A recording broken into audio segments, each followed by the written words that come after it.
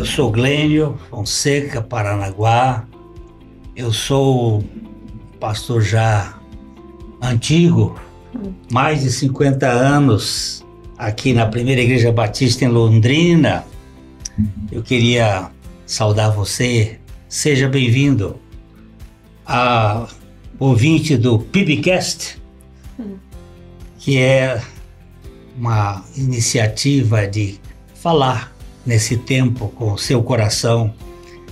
Nós começamos mais um episódio neste espaço de conversas edificantes, tratando sempre de assuntos à luz da Palavra de Deus.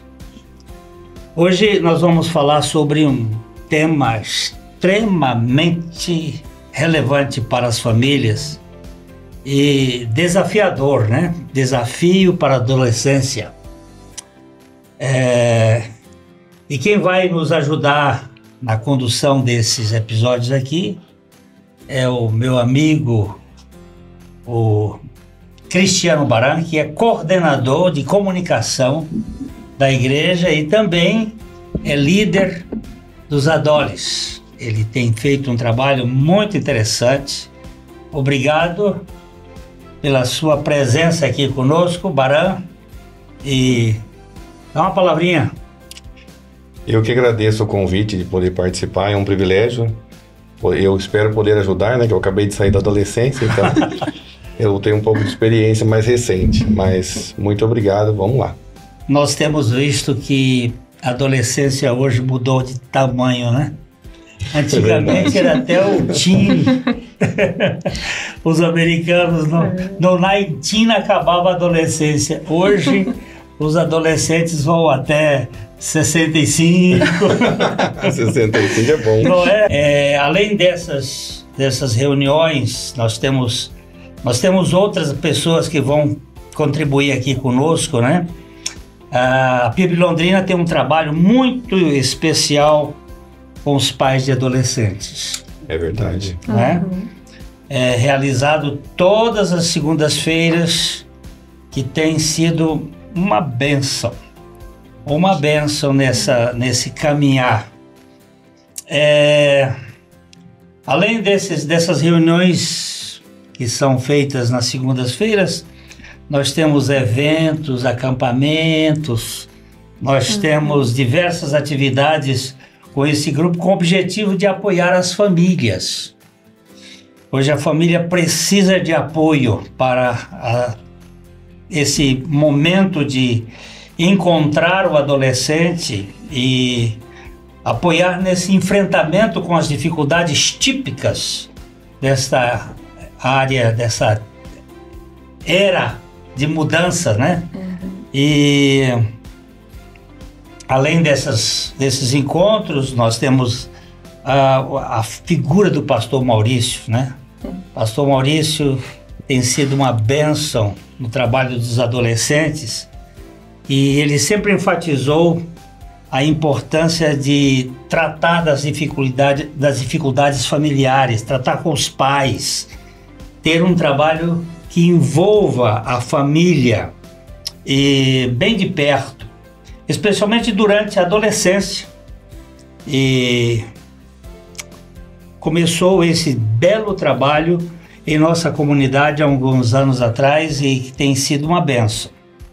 E para debater sobre o assunto, nós temos o privilégio também de trazer aqui a filha do pastor Maurício, a Isabela Gomes Torres Lombardi. Isabela, que também é psicóloga, e ela tem o trabalho de liderança no Ministério dos Adolescentes, e a gente está muito contente com a presença da Isabela aqui. Ela irá nos enriquecer nesse bate-papo. Nós vamos conversar. Ela também tem uma formação em psicologia pela Unifil, né? Com especialização em análise do comportamento aplicado ao autismo e deficiência intelectual pela CBI em Miami. E também encerrou há um mês, né, esse mês, a sua graduação de terapia de casal e família em Londrina. Obrigado, Isabela, pela sua presença. É um prazer estar aqui, né? Eu acho que, com certeza, essa formação pode enriquecer muito, mas também tem todo um processo de estar na igreja desde que eu nasci e aprender muita coisa dentro dessa comunidade, né?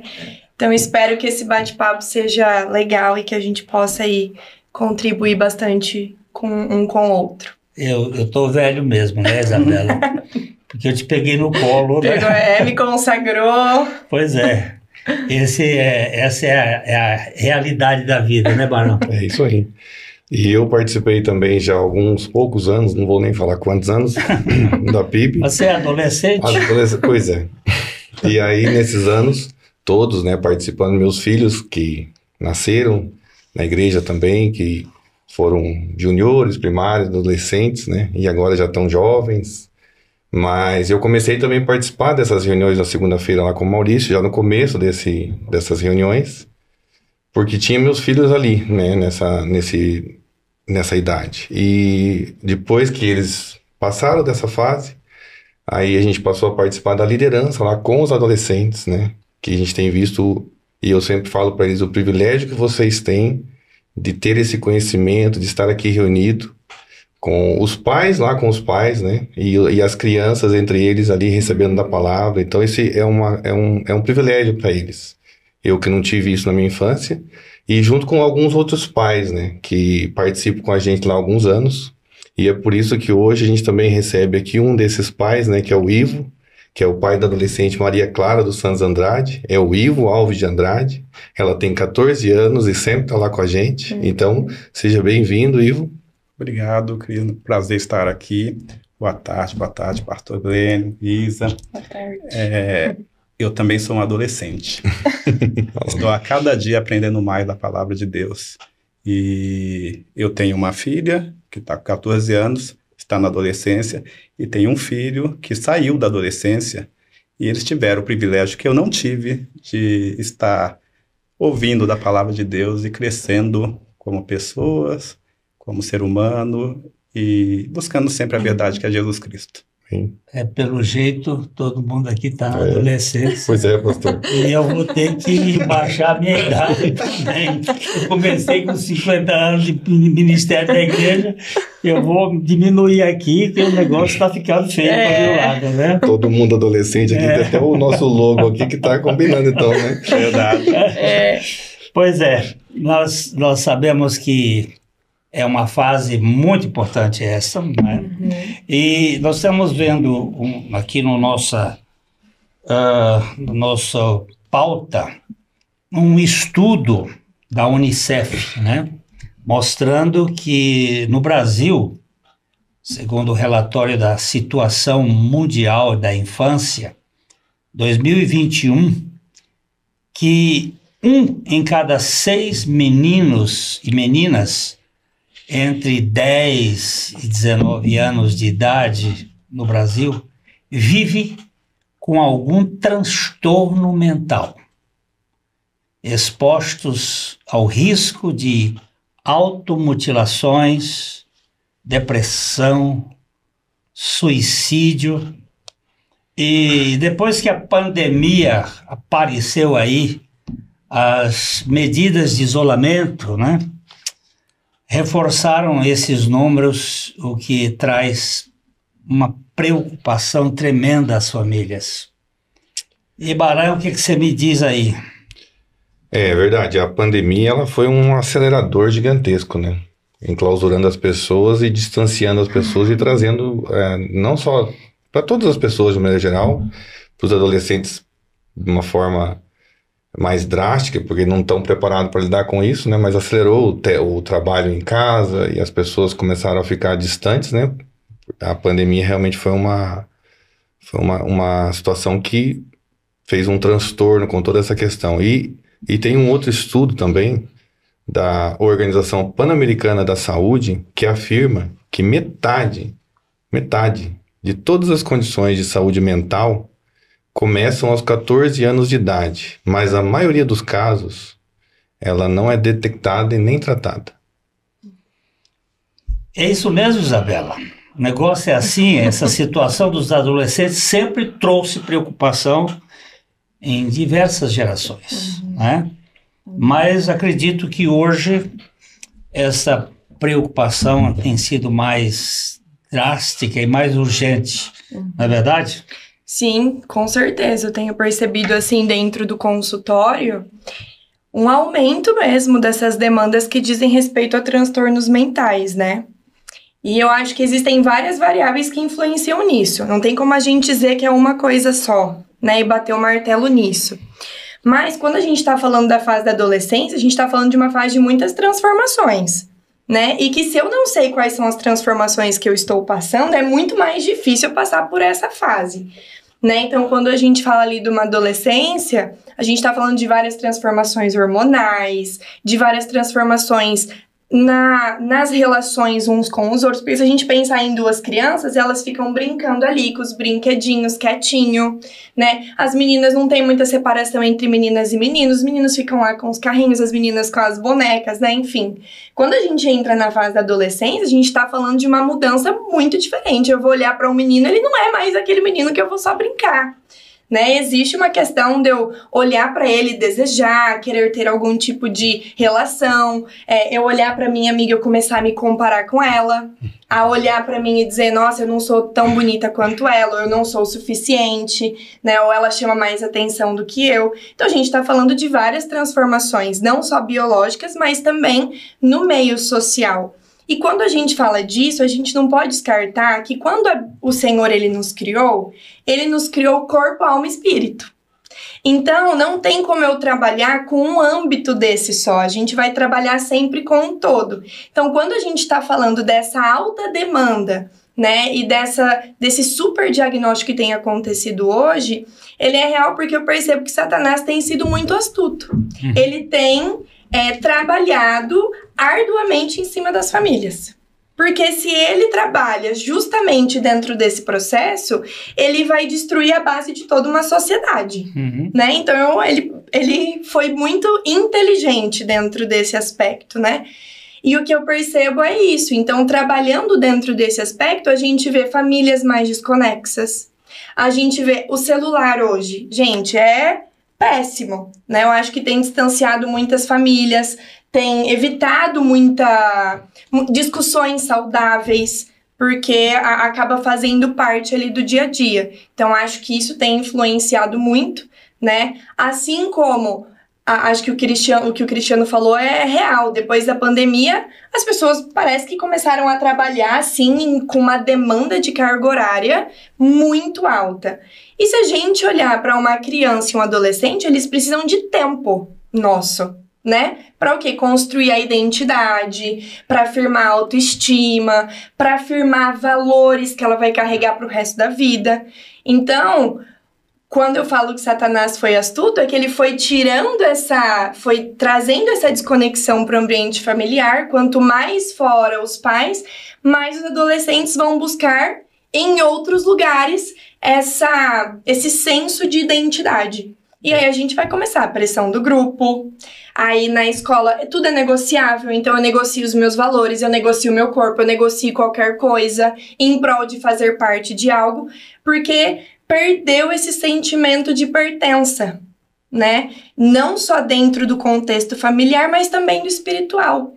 Eu gosto muito daquele texto que diz, né, que o perfeito amor, ele lança fora todo medo. Então, quando eu sei quem eu sou diante do Senhor, eu não tenho medo.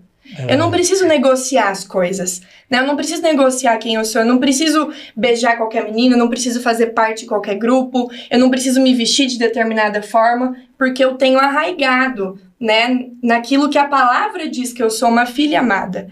Então, eu tenho percebido, sim, esse aumento gigantesco de diagnóstico, esse afastamento da família, o que eu acho hoje, né, no meu ponto de vista, que é o que tem mais intensificado esse superdiagnóstico.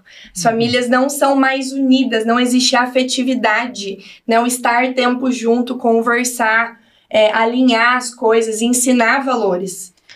Você disse no princípio que Satanás foi astuto, mas ele é astuto desde o jardim do Éden. Desde o jardim. A serpente que era mais astuta dos animais. Essa astúcia faz com que ele desvie o foco, né? Uhum. O foco do homem era ter uma relação com Deus, e ele agora, em si mesmado, ele não consegue perceber.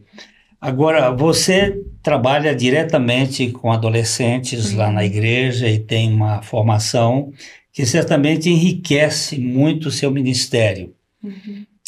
O que você percebe como maiores desafios dessa fase para que os jovens e as famílias dentro da igreja possam criar esses vínculos que foram rompidos nessa cultura pós-moderna e que tem trazido prejuízos tremendos? O que eu percebo ali dentro da nossa comunidade, eu acho que vai estar bem associado a essa questão de pressão do grupo. Eu acho que é o que mais faz parte, porque a gente tem ali um grupo que a gente convive, e eu acho muito legal, né, até trazendo um pouquinho do ministério, esse processo de trabalhar junto com os pais foi muito importante. Porque a gente tá falando de adolescentes hoje que são meio ET, não sabe muito se relacionar também, tem vergonha, né, tem dificuldade de estabelecer vínculos de amizade, que levam assim pra vida toda. A gente, vamos pensar, tem gente que a gente conhece desde pequeno, né, e a gente vai carregando e parece que isso foi se desfazendo. Então, o contexto do Ministério de Adolescentes ali, por trabalhar junto com os pais, e os pais firmarem uma amizade entre si, potencializa muito mais esses adolescentes fazerem amizades, o que é muito positivo, né? Porque a gente tá falando de amizades que vão perdurar por um período muito maior. Eu não sou tão amiga das meninas que eu estudei no ensino médio, mas as pessoas que eu cresci na igreja eu tenho contato até hoje, né? Então acho que esse é um ponto muito positivo. São famílias que têm os mesmos valores, os mesmos propósitos, que convivem junto. Então a gente já ultrapassa aí uma barreira de pressão social, mas aí a gente vai entrar dentro de um contexto da igreja para se relacionar. E o que eu percebo é normal da fase, né? Às vezes eu gosto até, pensando um pouco sobre a adolescência, a gente tem aquela questão do mito, né? A adolescência é horrível, que fase péssima, é problemática. Não é, depende. Até usam umas expressões tão chatas, né? Aborrecência. Que é isso, né? É uma fase diferente. Exato. Mas essas expressões que são colocadas como uma espécie de estigma, né? Aborrecência. Não, eles realmente dão mais problemas, mas de nada de aborrecer, né? Exato. Então, assim, a gente tem muito esses mitos que envolvem a adolescência, né? E aí é pensar mesmo, eles estão em um processo onde eles estão conquistando a autonomia, eles não são nem criança e nem adulto. Então eles estão numa fase estranha, né? Eu preciso conquistar a minha autonomia, mas eu ainda dependo dos meus pais. Então eu quero desbravar o mundo, mas eu também ainda não tenho todas as ferramentas para isso. E é por isso que é tão importante essa comunicação entre os pais nesse processo. Né, eu lembro muito de, quando eu era adolescente, eu sempre fui magrinha e alta. Então eu lembro de sair e ouvir, nossa, magrela, coisas nesse sentido. O bullying, isso. Que hoje é crime até. Que hoje é crime. Mas é engraçado que quando eu voltava pra casa, meu pai dizia, não, filha, você é linda. Você não é magrela, você não é isso que as outras pessoas diziam, ou dizem, né, sobre você. E eu percebo que aquilo foi fundando e foi fundamentando a forma com que eu me enxergava. Porque eu tava me enxergando pelos olhos do meu pai, não pelos olhos das outras pessoas, porque existia um vínculo, né? Então, quando a gente fala disso, desse vínculo é muito importante. Eu vejo o Ministério de Adolescentes trabalhando justamente com isso. Né? Esse vínculo familiar. Então os eventos são a família toda, vai acampar, faz churrasco, né? Fazem várias coisas ali para estarem juntos. E esses dilemas de pressão do grupo eu percebo muito mais com as meninas, né? Isso aparece muito mais dentro desse contexto. Os meninos, o que eu percebo é esse posicionamento, né, como cristão, em ambientes onde o cristianismo tem sido atacado. É. Então, pode falar. É o que eu digo, o ser humano é gregário, né? E ele precisa desta relação familiar. Uma vez eu li um artigo de uma socióloga inglesa que me chamou a atenção. O título do artigo era Os Perigos do Micro-ondas. E eu fui ler o artigo com esse olhar de queria ver qual é o perigo do micro-ondas. Mas o que ela descrevia era o seguinte, cada um come numa hora, chega em casa, esquenta a comida e come, não tem a relação familiar, não tem a mesa. E então ela estava falando sobre a terapia da mesa, que é onde a família está reunida e os problemas aparecem e ali a própria família como terapeuta, né, o pai, a mãe, a avô e tal, vão tratar as relações. E a importância que eu vejo nesse programa da igreja com os adolescentes é trazer os pais para perto e fazer com que isto seja um mover de integração. Isso é de uma importância tremenda, não é? E eu fiquei curioso, antes de perguntar para o Ivo, de saber da Isabela o seguinte, ela falou ali no princípio sobre esse trabalho dos adolescentes na igreja, e como eu tinha comentado que eu vejo que para eles é um privilégio essa união deles ali, essa separação desse pessoal. Mas a pergunta que eu queria te fazer é o seguinte, você trabalha nessa área e você atende não só as famílias cristãs ou da nossa igreja, mas de todo tipo. E você, como você tem essa vivência do grupo lá, você percebe uma diferença ou as situações são diferentes do pessoal que está envolvido ou que professa uma fé, ou que pelo contrário, como você aborda, por exemplo, porque você tem que lidar de forma profissional. E você vê uma diferença entre os filhos e os pais que têm esse envolvimento com a igreja, com a palavra, do que você encontra no dia a dia? Com certeza, eu vejo, mas também depende, né? A gente vai ter que falar de famílias e famílias. É difícil a gente generalizar, porque cada ser humano tem uma história que é muito única. Então, o que eu percebo é que os dilemas são diferentes e que a forma de lidar é diferente, né? Mas eu acho que talvez o que eu percebo é maior participação familiar das famílias que são cristãs. Né? Então, por exemplo, eu não acredito em uma terapia onde eu vou atender um adolescente e essa família não vai fazer parte. Por quê? Porque o adolescente ainda não responde por si. Ele ainda faz parte de um contexto que ele precisa desse apoio, né? Esse lugar de pertença. O cordão umbilical emocional ainda não foi cortado, né? Exato. Então ele precisa... Ele está em processo de ser. Por isso que é um processo estranho, né? Horas eu quero muito meu pai, mas eu também quero ficar com os meus amigos. Horas eu sei que eu sou parte dessa família, mas eu preciso me encaixar naquele outro grupo. E a gente vai precisar ir lidando com isso, né? De uma forma leve, entendendo que essa adolescente está passando por essa fase, né? Sem colocar um estigma, porque às vezes eu vejo assim, pais às vezes que ficam desesperados. Nossa, porque... Não, calma! Né? Até dá vontade de falar assim, você não acredita um pouco na educação que você foi dando, dos valores que você foi cultivando, e de que é o Senhor que vai sustentar e não você? Né? Porque às vezes a gente quer ser o salvador e privar de tudo, né? E cuidar. Mas eu percebo sim essa diferença gigantesca, inclusive em relação a diagnósticos. Famílias que estão dentro desse contexto de igreja, eu percebo um pouco menos desses diagnósticos, né? Até mesmo por parte dos pais. Porque eles tentam entender mais a fase do que encontrar uma dificuldade para, eu vou medicar então, e aí todos os nossos problemas estão resolvidos, né? Então eu vejo um pouco mais essa disposição. E uma coisa que eu percebo muito, e ouço muito em consultório, os adolescentes, eles são esponjas. Então, o pastor Guilherme estava falando, né? Esse tempo de mesa, de família, por que é importante?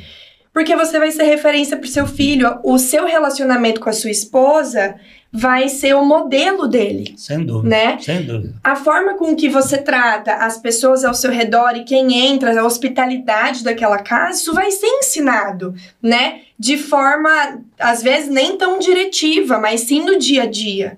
E o que eu percebo é, alguns adolescentes, eles já estão numa fase de entendimento maior, eles perceberem discrepâncias em relação àquilo que os pais dizem e aquilo que eles fazem.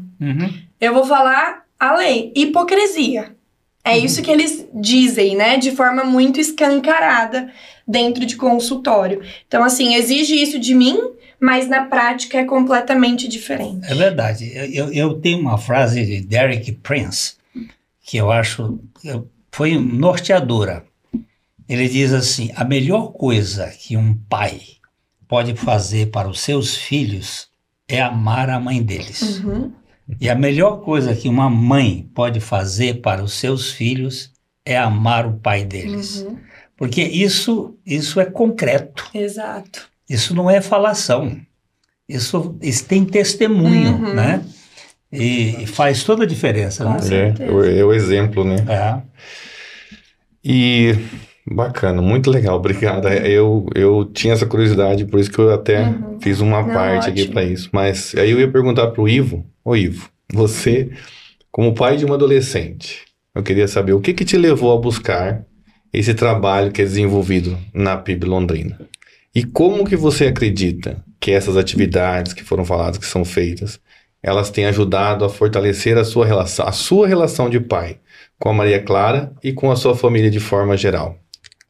Ô, Cris, eu tenho procurado levar o conhecimento do Senhor aos meus filhos. Então, antes da adolescência, nós passamos por todos os ministérios que a igreja tem. Tá? Passamos pelo juvenil, pelo infantil, e sempre preocupados com aquela obrigação que Deus nos deu, né? De ensinar a palavra para o filho, porque ainda quando velho, eles não se desviarão. Então, eles são heranças nossas. Então, como heranças, os nossos filhos, a gente procura educá-los da melhor forma possível à margem da palavra de Deus. E o Ministério de Adolescentes, todo ele é uma bênção tanto para os filhos, os adolescentes, quanto para os pais. Porque nós estamos aprendendo ali a cada dia lidar com os filhos. A nossa comunhão em casa melhorou muito. A Maria Clara, o Felipe são mais calmos, porque eles hoje, quando nós vamos conversar a respeito de alguma regra, nós colocamos essa regra à margem da palavra. E eles, conhecendo a palavra que é passada para eles nos ministérios, fica mais fácil de lidar com eles. Então, hoje está muito mais leve o relacionamento pai, filho, em família. Que maravilha. Eu acompanho esse trabalho desse grupo de pais, junto com o Ivo, né, junto com a Isabela lá, e é exatamente isso que você falou. Quando eu comecei, já tinha estava no início, mas a gente começou a participar dessas reuniões e para ver como esse trabalho estava sendo feito, né? O que a gente constatou realmente era isso. Os pais, a gente levava os nossos adolescentes lá para serem cuidados à luz da palavra, mas rapidinho eu percebi que os pais é que tinham que ser tratados. Verdade. Né? Lá junto com o pastor Maurício, os temas que eram abordados, eles eram... nossos filhos, na verdade, estavam sendo reflexos dos pais, né? Dentro da igreja e no mundo aí fora. Então, a gente rapidinho começou a olhar as discussões e os temas que eram levados e a gente estava vendo que, na verdade, quem tinha que ter o tratamento éramos nós, né? Com certeza. Até porque a dinâmica lá do grupo de pais era de que a cada semana um pai estudava o assunto e expunha lá o seu conhecimento de uma forma de que treinar os pais para colocar em prática aquelas questões lá, né? E isso se desenvolveu ao longo de alguns anos, né? E a gente vê, eu particularmente falando do que eu vejo desse trabalho, criando ali eventos, levando esses jovens lá, esses adolescentes, né? A participar de acampamentos, É mais para ter realmente comunhão com os filhos e a gente poder fazer na prática aquilo que a gente estava lá estudando.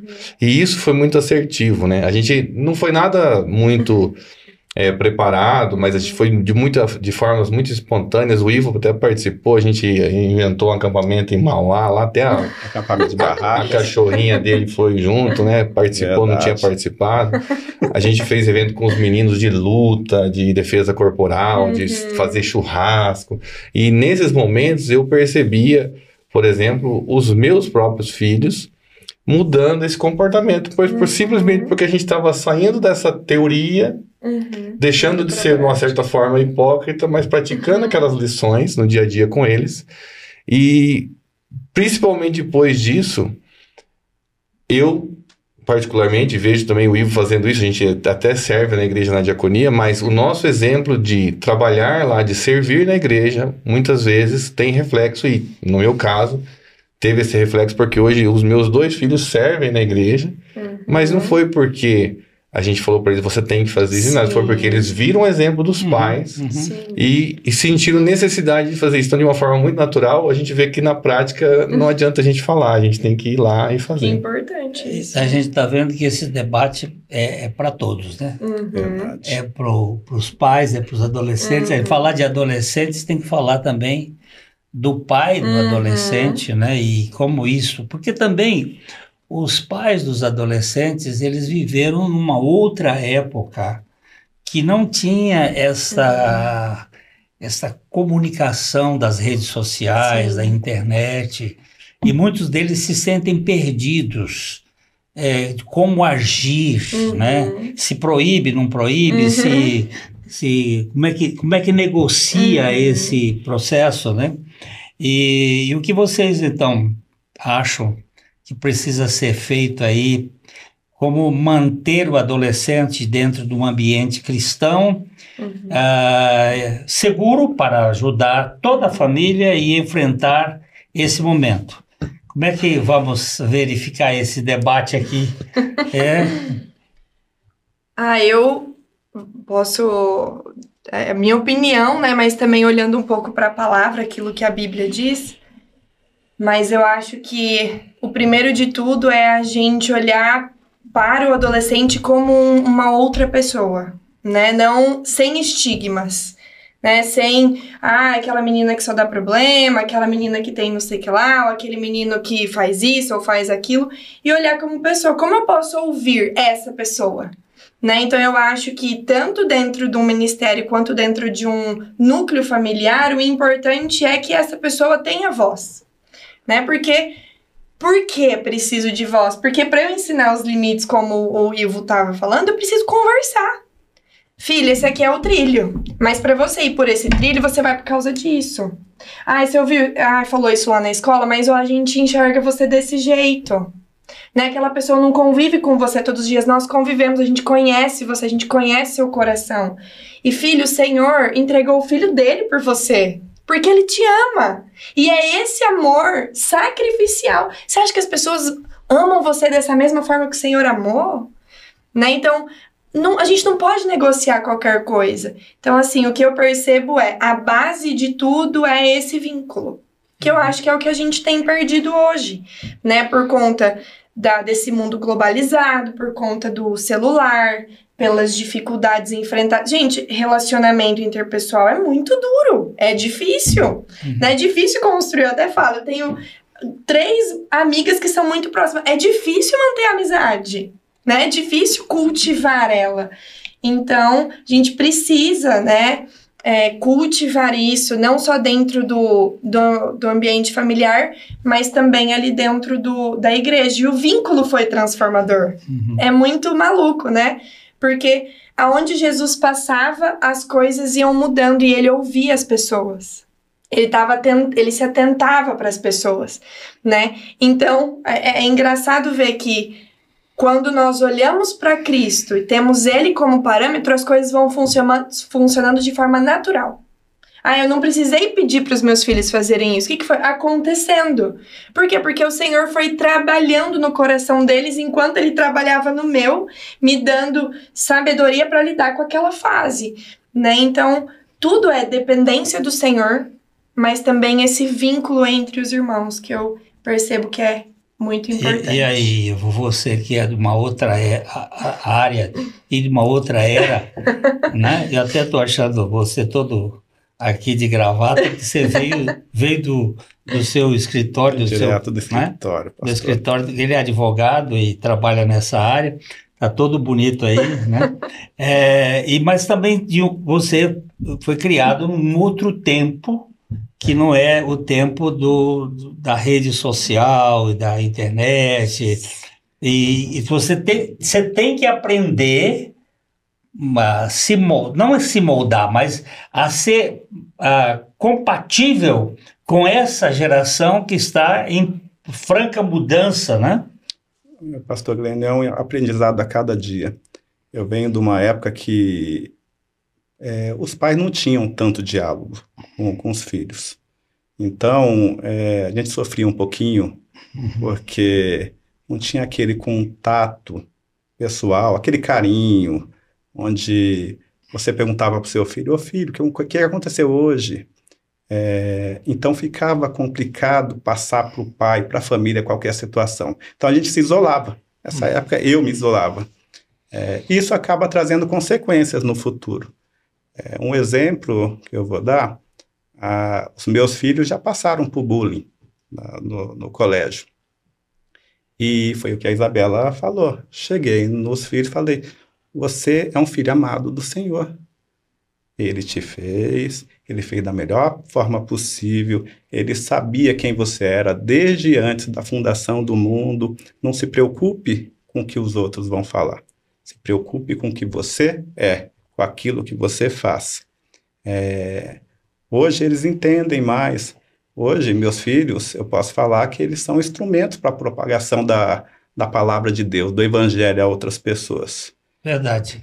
Infelizmente, eu não pude ter esse privilégio que eles tiveram, mas graças a Deus eles estão seguindo o ensinamento do Senhor. Mas você tem aprendido muito hoje, né? A cada dia, a cada dia. A nossa comunidade, ela é uma bênção para a nossa família. Já tem 22 anos que nós estamos na comunidade e cada dia aprendendo mais. Cada dia buscando servir. A sua família é marcante lá na igreja. A gente percebe o crescimento deles e como eles vão se amadurecendo, né? Graças a Deus. E seu caso aí, como é que você conta esse aprendizado do seu tempo, dos seus pais para hoje? Pois é, eu sou de uma geração muito parecida com a do Ivo, né? Meus pais são de uma época em que a gente usava o lampião a gás, né?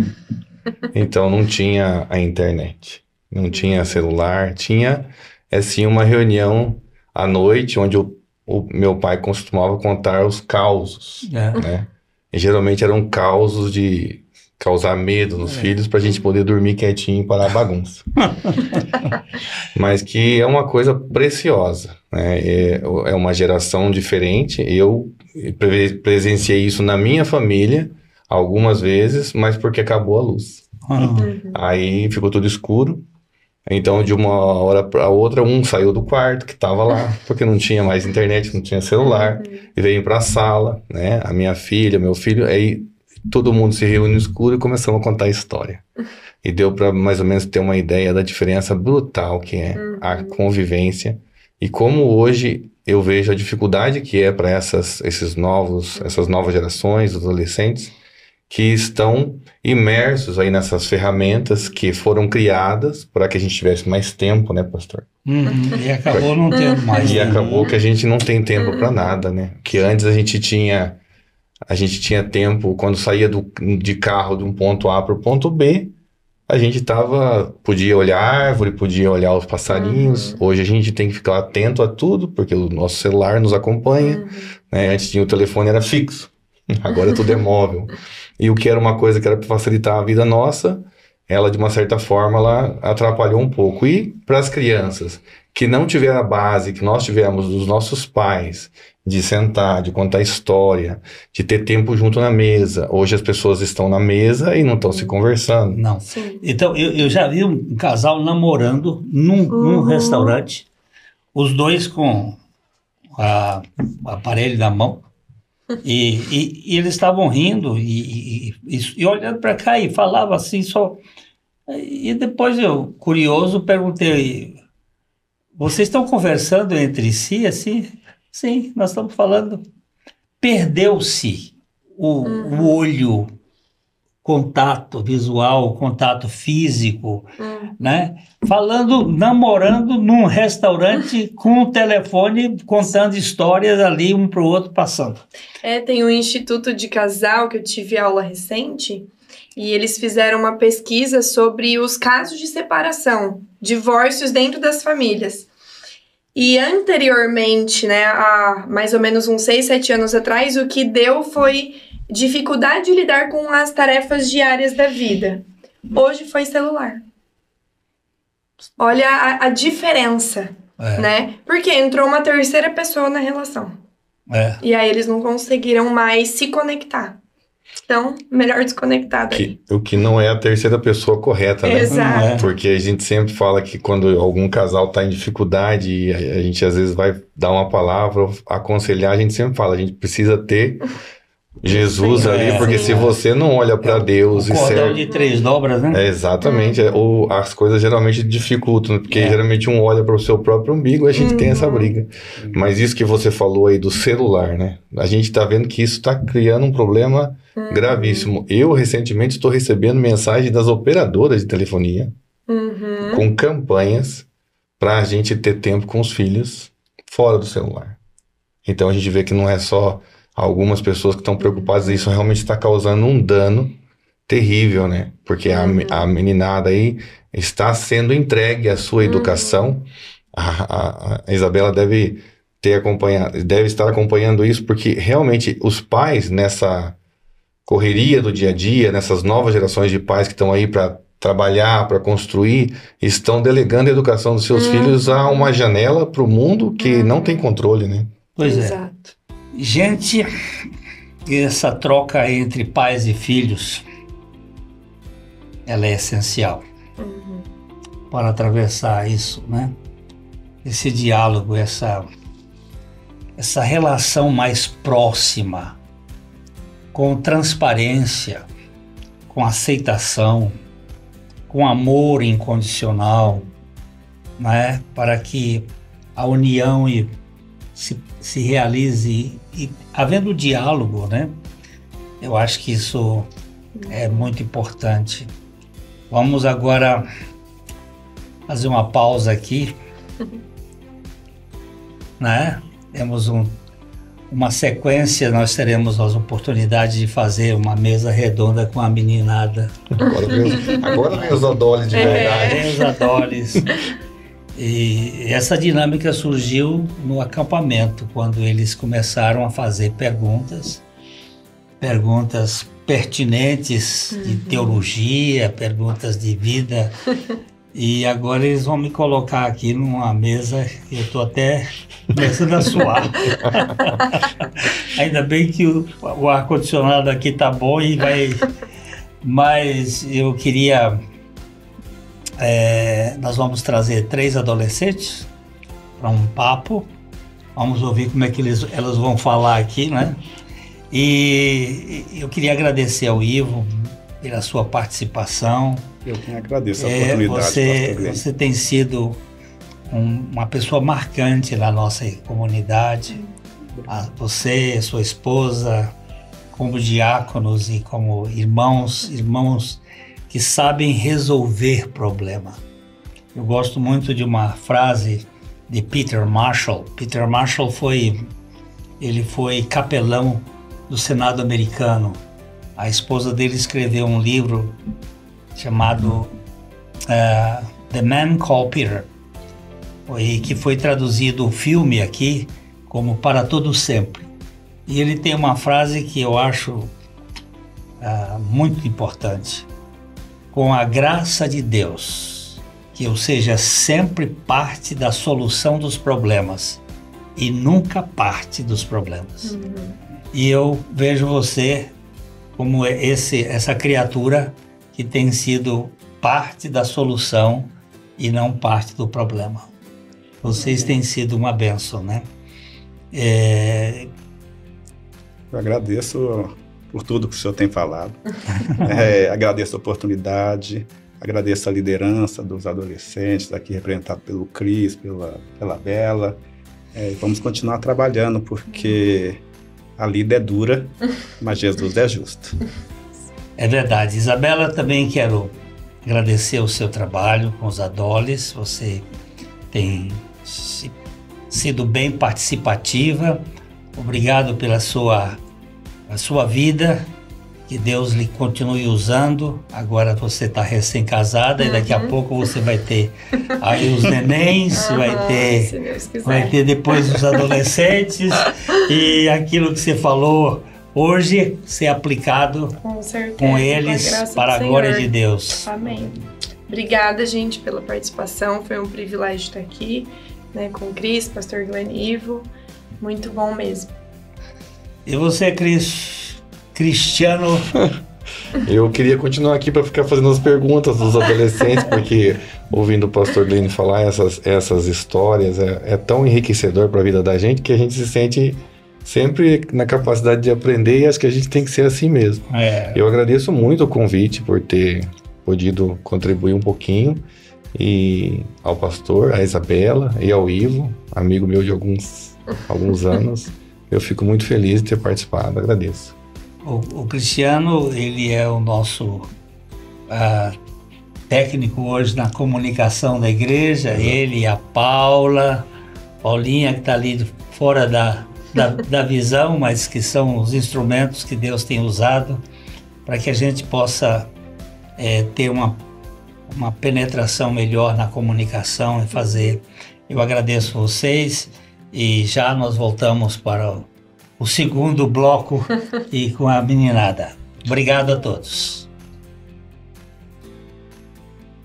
Estamos de volta para o nosso PIBcast e agora recebendo 3 jovens, queridas meninas do Ministério de Adolescência da nossa igreja. Maria Clara. Oi. Você que é filha do meu querido irmão Ivo, né? Isso. Que acabou de falar aqui conosco. É um prazer muito grande estar com você. Maria Clara tem quantos 14. anos? 14 anos. Também nós temos aqui a Heloísa. Oi. Oi, Heloísa Wojciak. Wojciak. Cruz. Quantos anos você tem, Heloísa? Tem 15. 15 anos. E também temos Gabriela Barros. Oi. Barbosa. Troca. E aí nós vamos trocar aqui muitas ideias, né? Sim. Você também tem 15 anos, né? Isso. 15 anos. Todas elas frequentam a PIB Londrina. E desde pequenas participam ativamente das reuniões com os nossos adolescentes. Inclusive, esse grupinho aqui foi que é responsável pelo podcast Team. Vocês que provocaram isso. E nós ficamos muito felizes em realizar esse episódio aqui. Meninas, sejam bem-vindas. Obrigada. Então, Maria Clara, Heloísa e Gabriela se apresentem brevemente. Eu sou Heloísa, como o pastor já disse, eu tenho 15 anos, eu estudo, né? Tô indo agora pro 2º ensino médio e eu sou da PIB desde quando nasci, né? Porque meus pais já eram da PIB e aí eu fui apresentada lá também e recentemente eu fui batizada lá. E agora eu participo ativamente dos adoles. E eu estou grata por estar participando aqui do PIBcast. Que bom, que bom. Bom, como já disseram, meu nome é Gabriela e meus pais também, eles me apresentaram na igreja quando eu era pequena. Eu cresci na igreja, nasci lá e agora eu tô indo também pro 2º ano do ensino médio. Muito feliz. Eu também tô participando dos ministérios da igreja e pretendo continuar lá até eu morrer. Tô muito feliz por estar lá, né? Ajudar nos ministérios, eu sei que é algo muito legal, algo muito gratificante para quem é filho de Deus. E eu creio que essa minha ajuda vai contribuir muito para esses ministérios. Certamente, certamente. E aí, Maria? Bom, meu nome é Maria, eu tenho 14 anos, eu sou a mais nova. Eu tô indo pro primeiro ano do ensino médio e eu também participo de alguns ministérios. E eu sou muito grata por estar aqui hoje. Eita, meninas, eu sei que vocês trouxeram as perguntas. Nós sabemos que responder perguntas não é uma coisa muito fácil, né? Mas nós vamos procurar fazer isto para a glória de Deus. Vamos iniciar com a mesa redonda. A primeira vai ser a Maria Clara, que vai fazer uma pergunta e eu vou aqui ficar orando que ela não seja muito difícil para eu poder responder. Tá bom. Ó, a primeira pergunta é assim: pastor, é possível que Deus não ouça nossas orações? Opa! Eu até anotei algumas coisas aqui, você sabia? Porque eu sabia que Deus é onisciente, né? Ele está em todos os lugares, onipresente. Ele é onipotente, ele pode todas as coisas. Ele ouve todas as orações. No entanto, as Escrituras indicam que certos comportamentos e atitudes podem impedir que Deus nos responda favoravelmente às nossas súplicas. Não que ele não ouça. Existem até 3 maneiras de dizer que Deus sempre responde: sim, não e espere. Para trabalhar com a gente. Mas eu anotei aqui, porque essa pergunta foi antes passada para mim.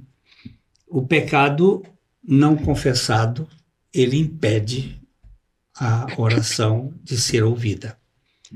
O profeta Isaías diz o seguinte: mas as vossas iniquidades fazem separação entre vós e o vosso Deus, e os vossos pecados encobrem o seu rosto, para que vos não ouça.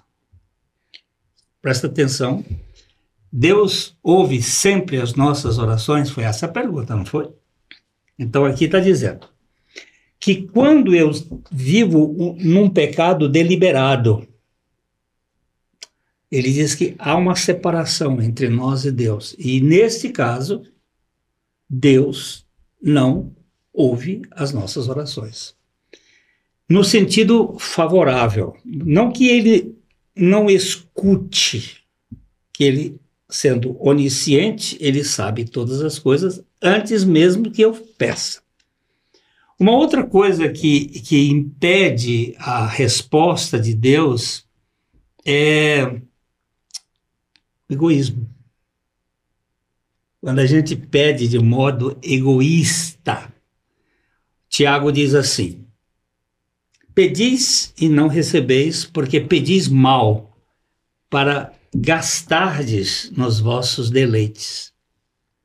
Quando nós pedimos uma coisa simplesmente para esnobar, para ser melhor do que os outros, para passar por cima do outro, para ser... eu quero agora ganhar o quê? Uma coisa que seja assim muito importante para você, que vai dar status você na escola. O que seria? Pode ser alguma coisa sem ser material? Sim, assim? sim.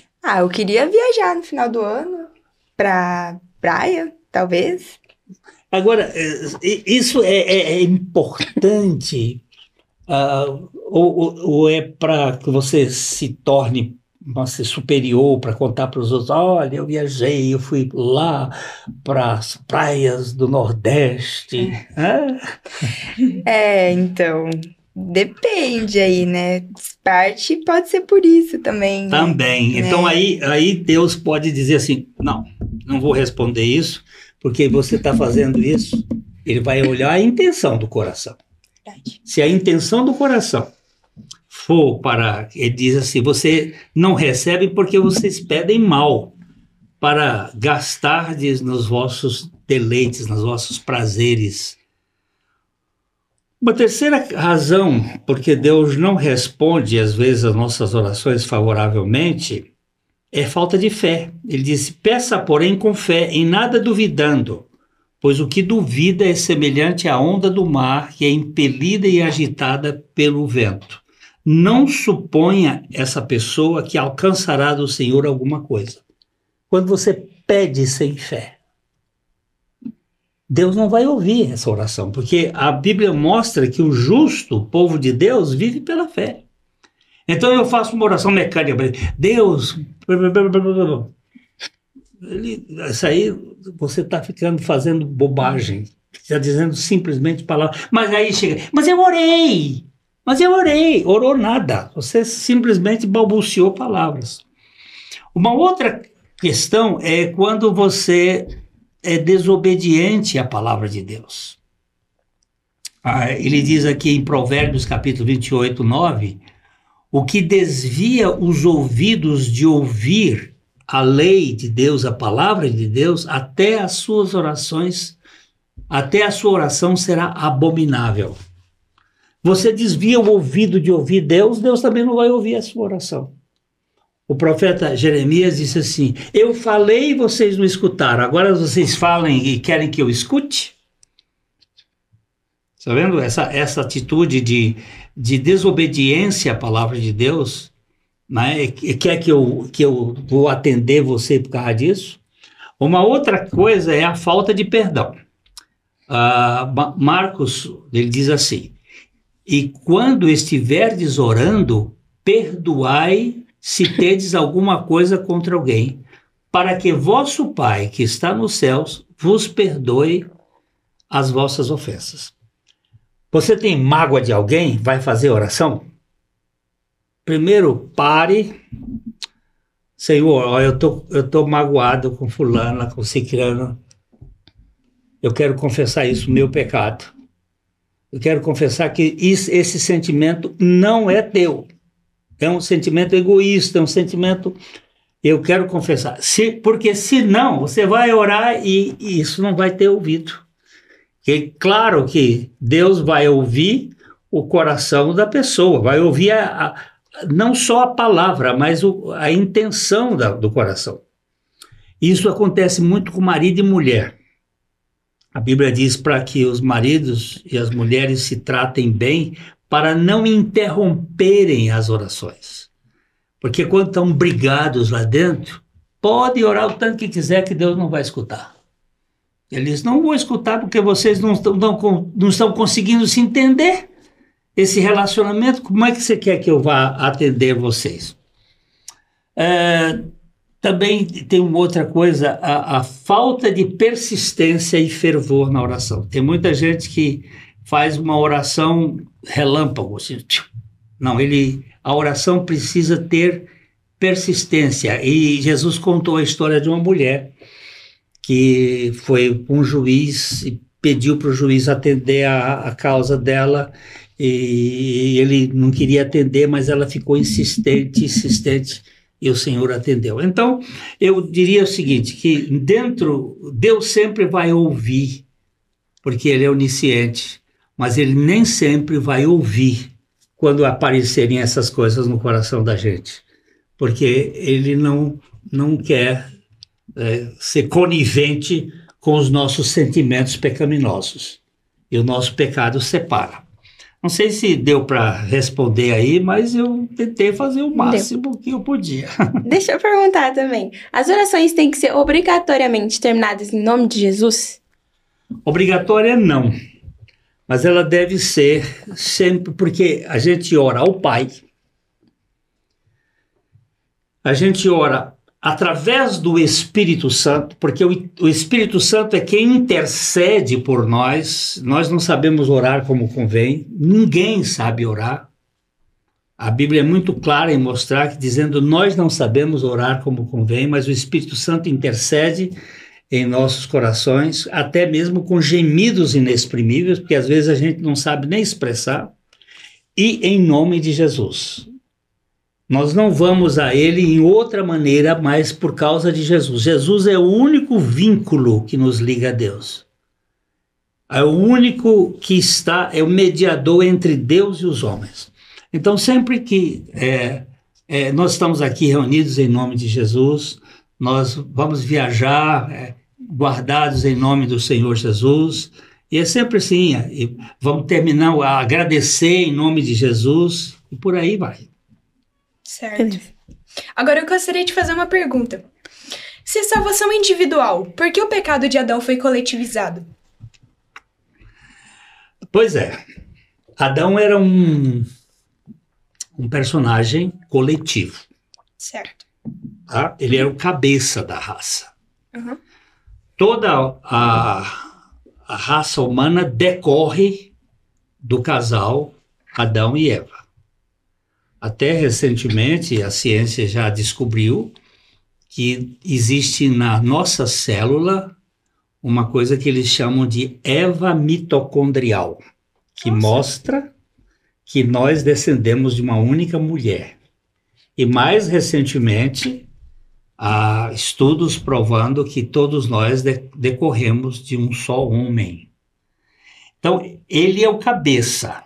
E toda a gente desse universo, de todas as formas, porque nós não temos 3, 4, 5 raças, nós só temos a raça humana, que tem formatos diferentes, cor de pele diferente, cabelo diferente, e isso em decorrência de cruzamentos, de locais, de ambientes. Mas todos nós somos decorrentes dessa raça, aqui a palavra é genearca, um só, aquele que gerou tudo. Tudo é decorrente. Então, o pecado dele foi individual, mas com proporções coletivas. Vamos imaginar que quando Adão pecou, naquele momento que ele pecou, ele tivesse criado um rabo. Tá? Imaginar isso. Então, toda a raça humana iria herdar o rabo de Adão. Tá? Nós iríamos ficar todos rabudos. Como ele pecou, nós passamos a ter uma natureza caída, que essa natureza caída é característica de 4 coisas. Primeiro, rebeldia. Nós nascemos com uma natureza rebelde, desobediente por natureza. Outra coisa que aparece é o egoísmo. A primeira coisa que uma criança, quando ela começa a fazer, ela é meu, puxa, meu. É o egoísmo. Então, é rebeldia, egoísmo. Terceira coisa é mentira. Nós somos espiritualmente filhos do pai da mentira. Então, nós temos uma natureza de mentir. E a quarta coisa é o caos, é a desordem. Nenhuma criança é organizada por si mesma. Tudo que ela pega, ela quebra, rasga, amassa, porque esse caos faz parte dessa desordem. Então, nós herdamos universalmente. Então, o pecado de Adão foi pessoal, mas com proporções coletivas. A salvação também é comunitária, porque Jesus Cristo não morreu sozinho. Ele morreu incluindo nele todos aqueles que o Pai deu para ele. Então, a morte de Jesus é uma morte não solitária, mas solidária. Você sabe qual é a diferença de solitária e solidária? Acho que sei. Pois é, solitário é sozinho. E solidário é quando aquilo que é feito por mim e para você também, de modo compartilhado. Então Jesus morreu uma morte compartilhada com o pecador. E só que agora é o seguinte, em Adão nós herdamos a natureza coletivamente. Jesus morreu em favor de uma coletividade. Mas como Adão pecou individualmente, eu também tenho que crer individualmente. Eu preciso crer como pessoa. O meu pai não pode crer por mim, meu avô não pode crer por meu pai. Nós temos todos que crer individualmente. Então a pergunta é, por que a salvação, o pecado de Adão era coletivo, entrou na raça de modo coletivo, e a salvação tem que entrar de modo individual. Tanto o pecado de Adão é individual e coletivo, como a morte de Jesus é pessoal e coletiva. E no caso da herança, eu herdei naturalmente o pecado, mas no caso da fé, eu tenho que receber pessoalmente. Faz sentido? Faz.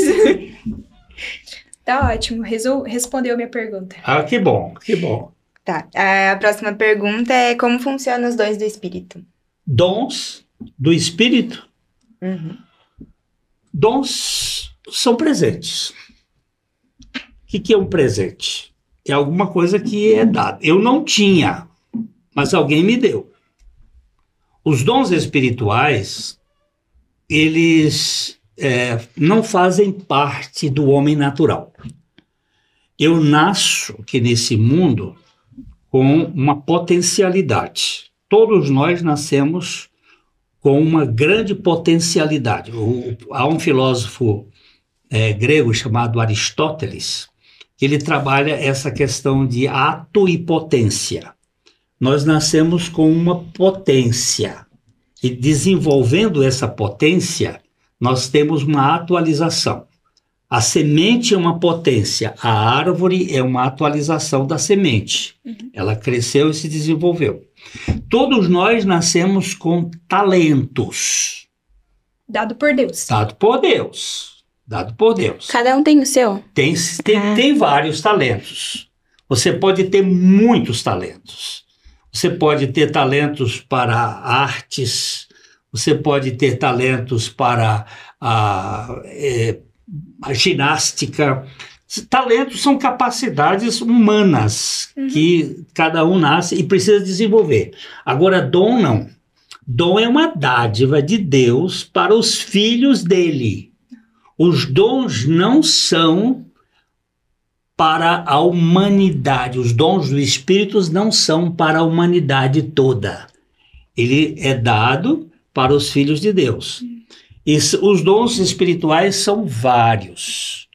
Você tem o dom, por exemplo, o dom de interpretação, você tem o dom de cura, você tem o dom de profecia, você tem o dom de ensino, você tem o dom de governo. São dons espirituais que são dados por Deus para a função do corpo de Cristo. E tem a diferença também entre dons do Espírito e fruto do Espírito. Tem o fruto do Espírito que é diferente do dom. O fruto do Espírito são características que o Espírito Santo coloca em nós, que nos é dada no novo nascimento, no momento que a gente nasce de novo. E nascer de novo não é eu fui lá e aceitei Jesus. Isso aí não existe na Bíblia. Novo nascimento é quando nós cremos que a morte de Jesus era a nossa morte. E a ressurreição de Jesus é a vida que ele nos dá a vida.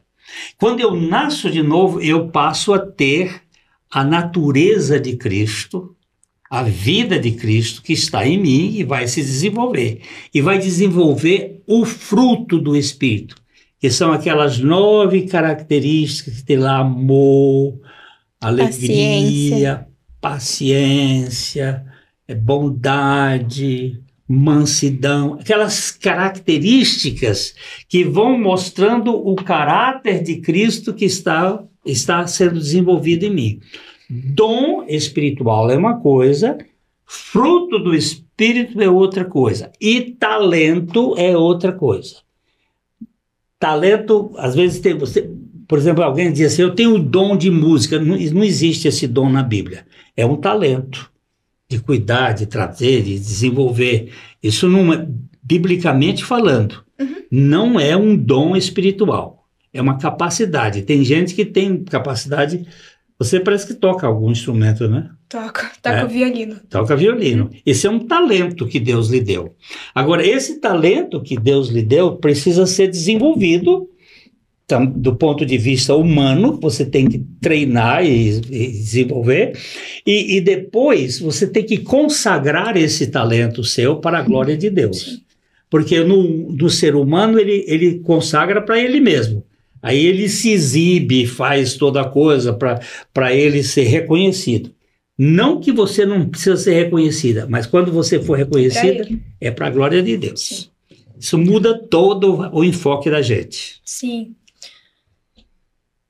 Nesse mesmo contexto, tem outra pergunta que é: como entender qual é o meu chamado? Chamado, tem 2 chamados aqui. O chamado para Deus é quando nós percebemos que Deus nos tirou do meio do mundo e para fazermos parte da família dele. Esse é o chamado para a fé. E o chamado para o ministério é quando Deus nos separa para sermos, de alguma maneira, instrumentos dele com os dons, com os talentos e com o fruto para a edificação do corpo de Cristo. Todas essas coisas precisam ser usadas para que eu seja uma bênção para vocês, no sentido, eu preciso ser, você tem que ser uma bênção para mim, você tem que trabalhar para a minha edificação, porque você é um instrumento de Deus e você vai ser usado para a minha edificação. Então, Deus vai usar a Heloísa para ser um instrumento do Senhor. Amém. E ela vai trabalhar através do dom que Deus lhe deu. Também os dons não significa que ele vai dar um só. Às vezes tem gente que tem vários dons, mas pelo menos um dom você vai ter. Pelo menos um dom. E esse dom vai ser utilizado para o bem da coletividade, do grupo, para edificação. Porque nós não vivemos sozinhos, nós vivemos em comunidade. O que você me disse? Então, eu queria voltar um pouco na pergunta anterior sobre talento, que veio uma dúvida em minha mente. Jesus, ele dá os talentos pra gente, diferente do dom, e quando a gente já nasce, independente se a pessoa ela vai ser cristã ou não. Ou não. Mas o talento, ele foi dado com o intuito da pessoa proclamar o evangelho de Jesus?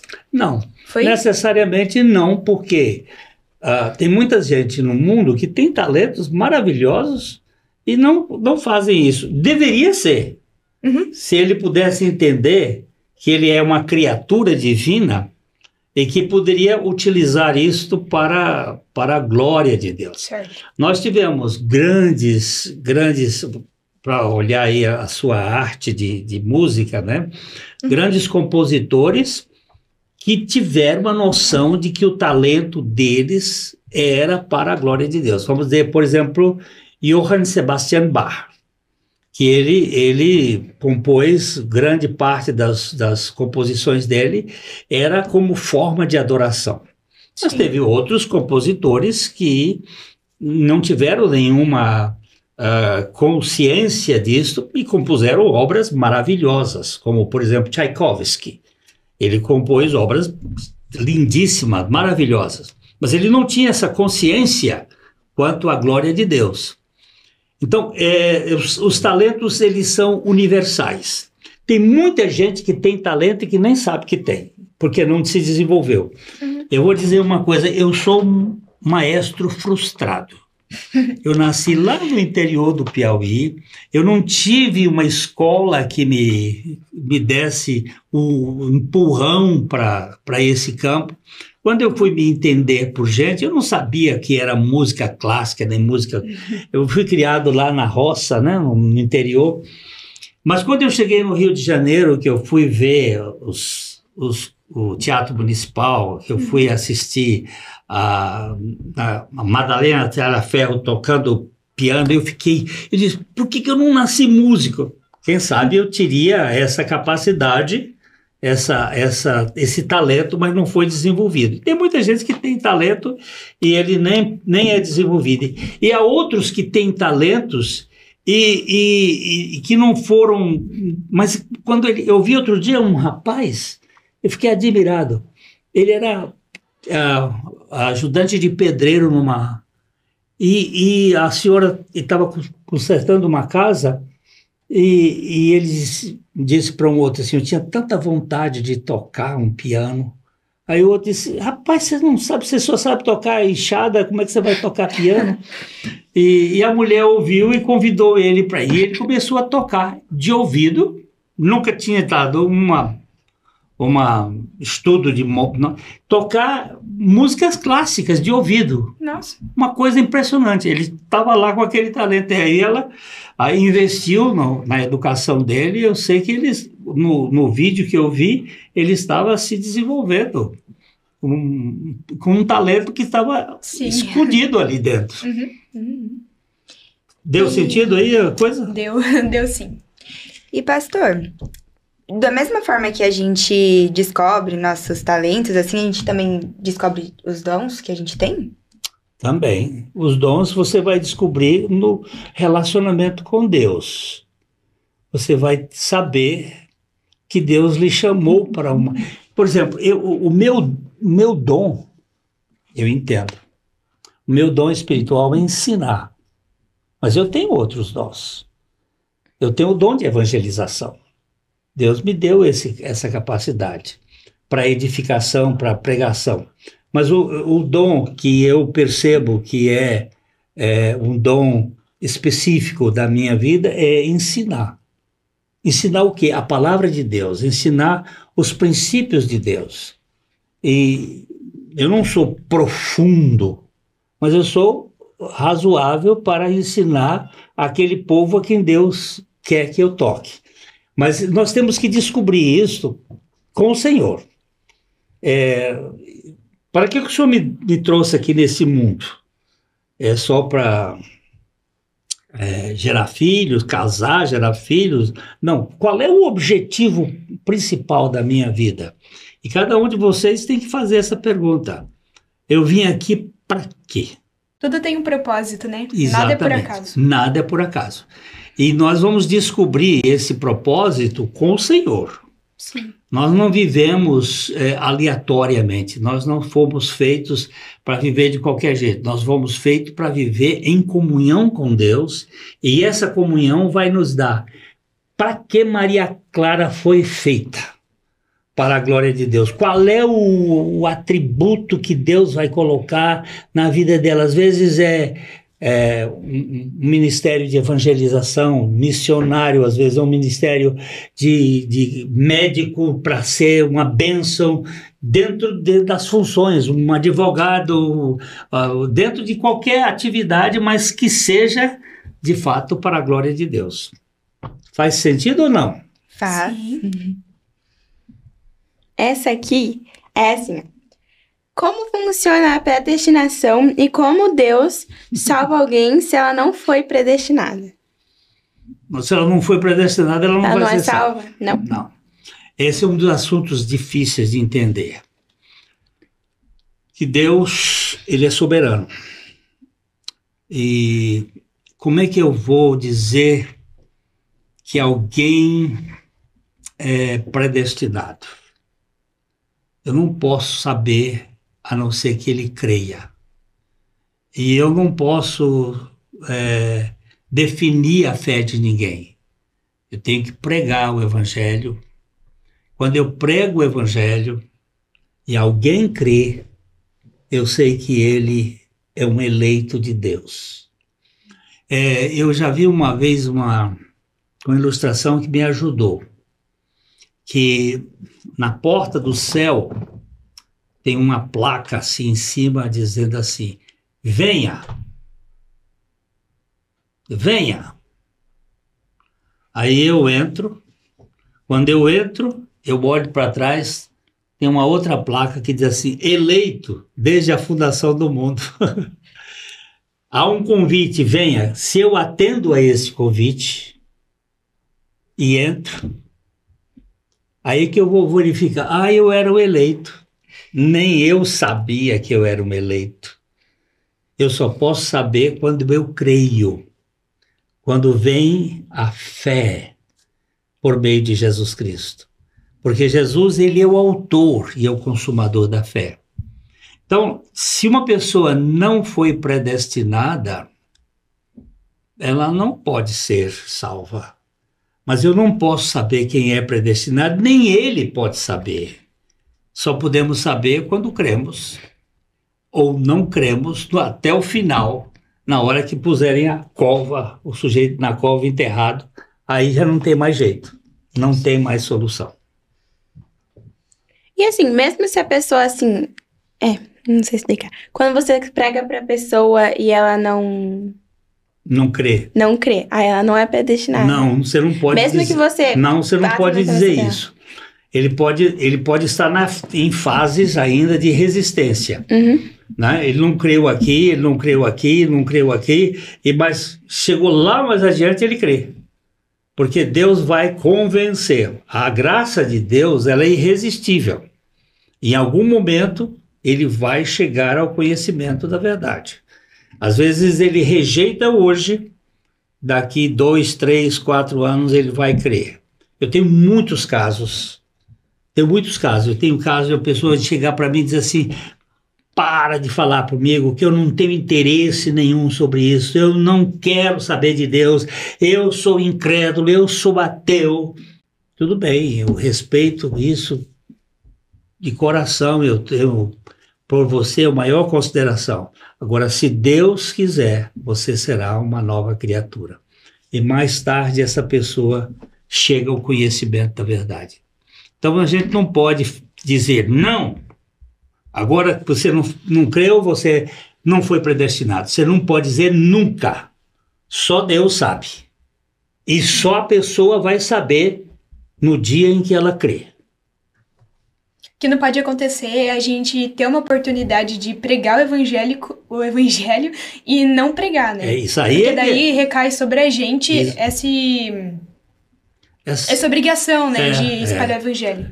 Essa coisa aí que é muito interessante, viu, Gabriela?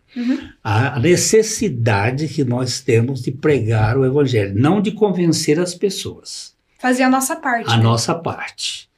A nossa parte é pregar. Sim. Não convencer. Nem obrigar ela a querer. Isso mesmo. Mas é pregar. Jesus disse assim, ide por todo mundo e pregai o evangelho a toda criatura. Quem crê, creu, e for batizado será salvo. Quem não crê, já está condenado. Agora, não sou eu que vou fazer ninguém crer, sim. Mas sou eu que vou pregar. Eu fui chamado para pregar, vocês são chamadas para pregar. Vocês têm que pregar na escola, você tem que pregar para pedir as oportunidades, mas não é ficar pregando de qualquer jeito, sendo inoportuno, é pregando, pedindo ao Senhor a oportunidade para vocês anunciarem às pessoas, os amigos, os colegas, sem criticar ninguém, sem condenar ninguém, mas pregar o Jesus Cristo e esse crucificado, e nós crucificados com ele. Sim.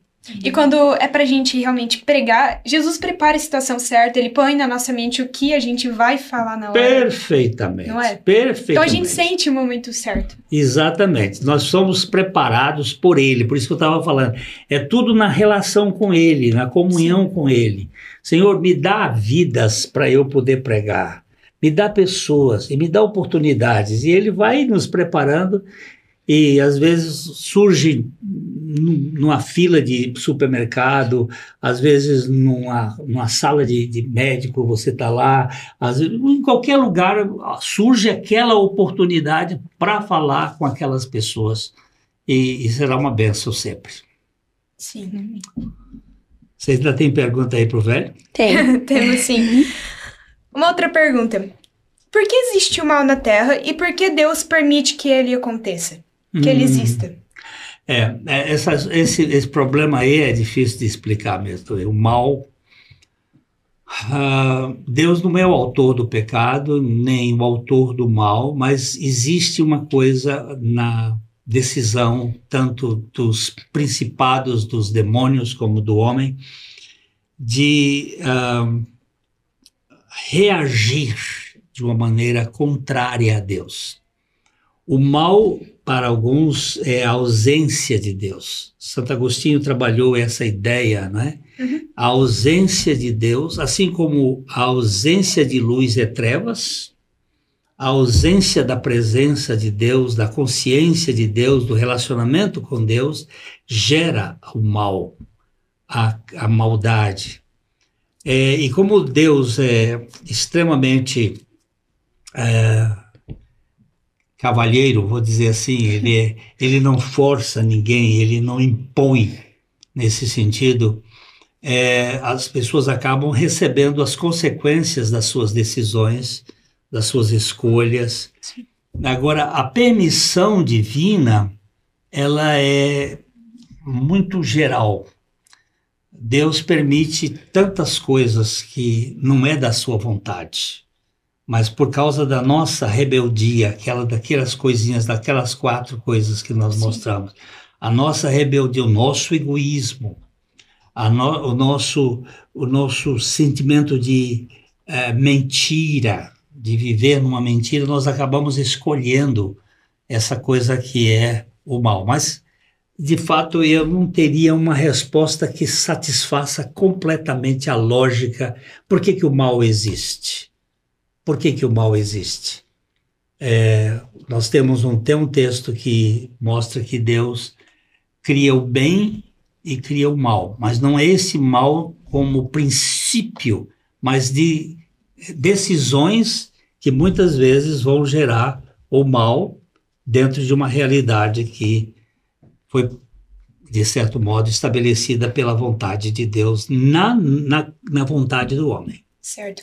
Uma vez eu ouvi que Jesus, ele criou o pecado, o mal, desde o início, sabendo que muitas pessoas não seriam mais dele, mas porque Jesus queria que nós tivéssemos o livre arbítrio para escolhermos se queríamos ser do bem ou do mal.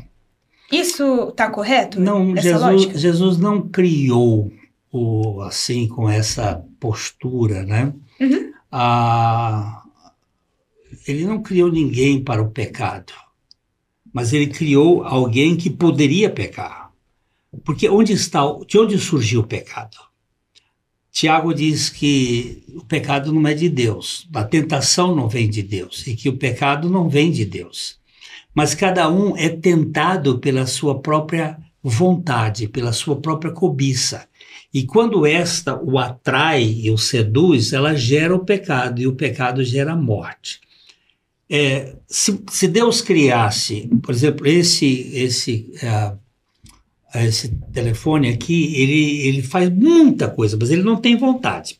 Até agora ele não tem vontade. Quem sabe um dia eles vão botar vontade no... Mas ele não pode dizer que quer ou não quer. Sim. Ele não pode ser pessoa, porque uma pessoa ela tem que ter inteligência, emoções e vontade. Sim. E a vontade é o problema onde isso vai criar essa possibilidade de eu não aceitar a vontade de Deus. É na minha vontade. Tanto é que quando Jesus ensina o Pai Nosso, ele diz assim: que seja feita a tua vontade, assim na terra como no céu. Eu quero que a tua vontade seja feita em mim. Uhum. Porque o homem está em uma rebeldia da vontade. Ele não quer a vontade de Deus.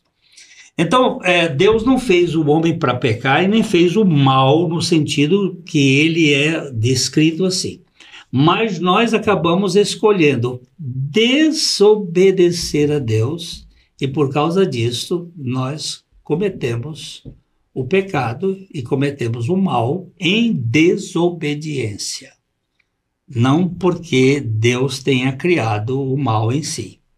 Mas então como surgiu o mal, sendo que Deus que criou todas as coisas?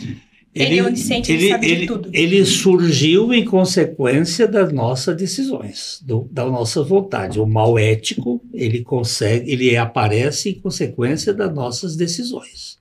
Sim. Porque havia uma árvore que era o conhecimento do bem e do mal. O conhecimento. Porque tudo que é de Deus é bom. Uhum. Você vê que Deus criou todas as coisas e ele disse, tudo que Deus fez era bom. Mas o não Deus, a falta de Deus, a não relação com Deus, pode gerar essa situação de malignidade, de maldade, de mal não essencial, mas de mal em processo, nos relacionamentos, nas escolhas, mas não é um mal que tenha uma existência própria, porque Deus é bom e toda bondade provém dele, mas a ausência desse relacionamento vai gerar mal. Por exemplo, Satanás, ele quis ser igual a Deus. Mas Jesus sabia que isso ia acontecer quando ele criou Satanás, né? Mas o saber aí não é o propósito, porque se ele não desse vontade a Satanás, como é que Satanás seria a pessoa? Não teria como. Não teria. E a vontade é o nosso problema. Tá certo. É o nosso problema. E o pastor, me corrige se eu estiver errada, mas quando o Senhor, ele criou a árvore do bem e do mal, ele pode ter deixado todas essas coisas acontecerem para a glorificação do nome dele, não? Também. Eu digo o seguinte, isso pode soar um pouco parecido uma heresia, mas eu não teria conhecido a graça na sua profundidade se não tivesse havido o pecado. O pecado, de certo modo, ele potencializou a bênção da graça de Deus. Eu não teria conhecido a dimensão deste amor incondicional, eu não teria conhecido a profundidade da cruz de Cristo. Porque a cruz mostra o quanto o homem foi longe no pecado e quanto Deus foi mais longe para alcançar o homem. E esse amor assim furioso, esse amor quase, vamos dizer assim, louco para salvar o homem, foi por causa do pecado. Então eu não teria conhecido a graça de Deus, que é tão extraordinária, se não fosse por causa do pecado. Eu sei que isso pode parecer até uma coisa assim meio difícil de engolir, mas eu faço isso eu dou graças a Deus, porque através do pecado nós podemos conhecer o que é graça. Onde habitou o pecado, superabunda Dou a graça. Tem um filósofo que ele fala que, eu não lembro qual que é o nome dele, mas ele fala que a gente nasce bom, mas a gente é corrompido pela sociedade, fica mal. Isso não se aplica na lógica cristã, né? Não. Essa ideia aí é a ideia da tábula rasa, da folha em branco, né? Tem vários filósofos que pensaram assim, mas isso não é verdade. É verdade, sim, que o ser humano, ele nasce inconsciente da sua maldade. Mas ele já nasce com a maldade intrínseca. Porque a criancinha, o bebê, ele não tem a consciência da sua maldade. Mas ele já tem o seu princípio. A tábula rasa sustenta que é a sociedade que molda, né? Que molda e que suja. Não, a sociedade pode ajudar a piorar. Mas nós já nascemos... A gente é sujo por natureza. Nós já nascemos bem complicadinhos. Sim. Nós nascemos problemáticos, né? Mas eu dou graças a Deus, porque mesmo nascendo problemáticos e mesmo a sociedade corrompendo, esse Deus faz coisas novas. Eu vou citar um nome de um homem, eu gosto de ler um pouquinho da história dele, chama Toyohiko Kagawa. Ele foi um agrônomo japonês, e ele depois criou um livro chamado A Agricultura Bíblica, e que tratou muito as terras no Japão. Esse moço nasceu numa favela, ele nasceu num ambiente ele era filho de uma moça, de uma prostituta, ele tinha uma vida muito sórdida, viveu uma vida depravada até uma certa idade, mas um dia, que a gente não sabe por que, o Senhor Jesus tirou ele do império das trevas e ele se tornou uma grande bênção.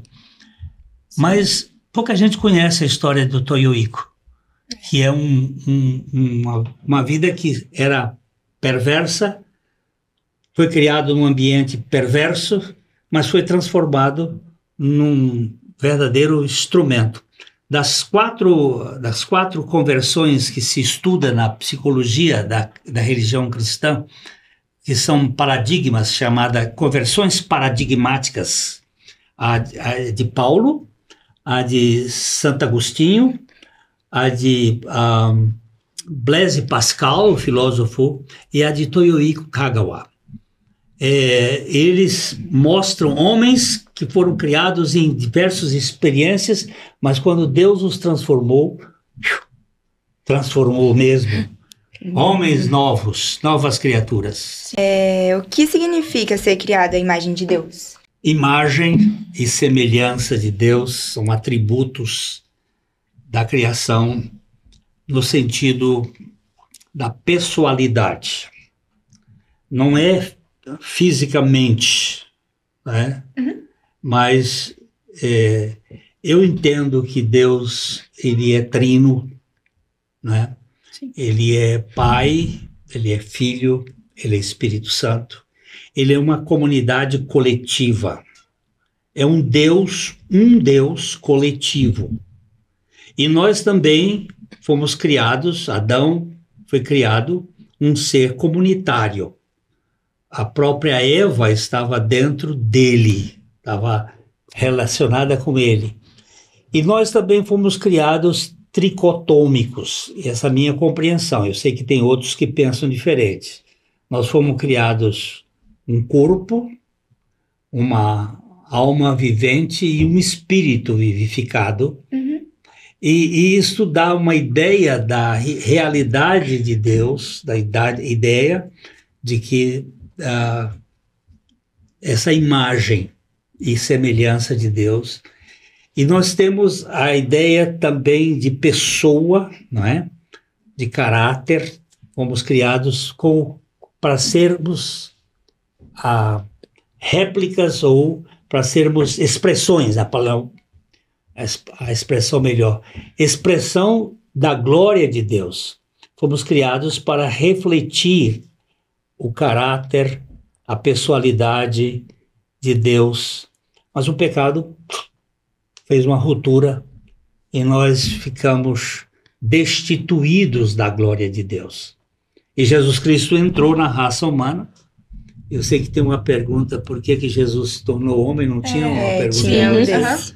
É para poder entrar na dimensão da humanidade. Ele só poderia nos salvar de fato se ele fosse um homem para morrer a morte que era a consequência do pecado e para nos dar a vida da ressurreição, que é uma vida que vence a morte. Então ele tinha que entrar nessa nossa história e fazer a mudança radical. Então nós somos imagem e semelhança de Jesus na questão de sermos também corpo, alma e espírito? Sim, eu creio assim. Então é nessa dimensão. Nessa dimensão. Tá certo. De fisicamente, então, não é... Não é o problema físico. O problema físico até Jesus entrou na nossa raça.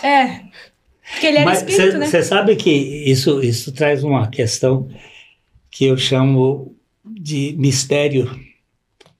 Cristo, Jesus, Cristo é a natureza divina, Jesus é a natureza humana.